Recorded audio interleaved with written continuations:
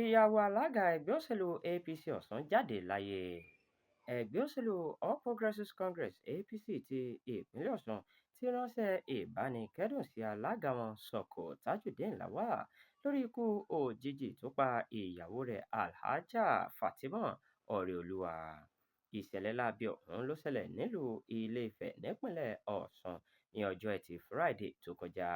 gẹ́gẹ́ bí àtẹ̀jáde tí akọ̀wé ìpolongo ẹgbẹ́ náà kọ́lá ọlábísí fi síta, a gbọ́ pé alhaja lawal kú sí iléewòsàn ọbáfẹ́mi awólọ́wọ̀ university teaching hospital complex ilé-ifẹ̀ lẹ́yìn àìsàn ráńpẹ́.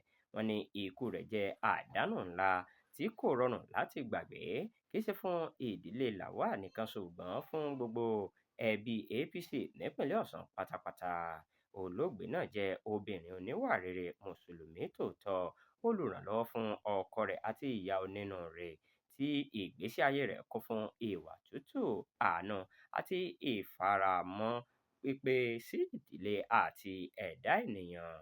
wọ́n bá ọkọ olóògbé, àwọn ọmọ tí olóògbé fi sílẹ̀ àti gbogbo àwọn tó kàn nípa àdánù ńlá yìí kẹ́dùn.